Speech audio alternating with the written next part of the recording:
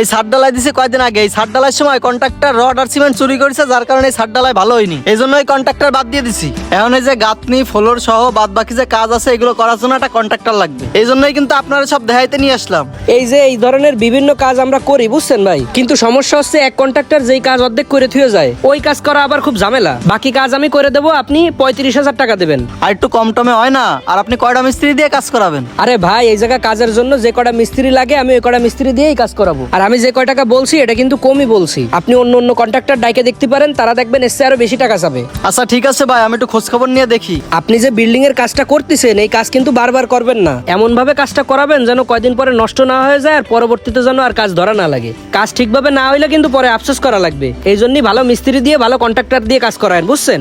আচ্ছা ঠিক আছে, আমি যদি আপনার দিয়ে কাজ করাই তাহলে আমি আপনার ফোন দিয়ে জানাবানি। কাজ করাইলে তাহলে ফোন দিয়েন। হ্যাঁ আচ্ছা ঠিক আছে। কোন কন্ট্রাক্টরে দিয়ে কাজ করাইছে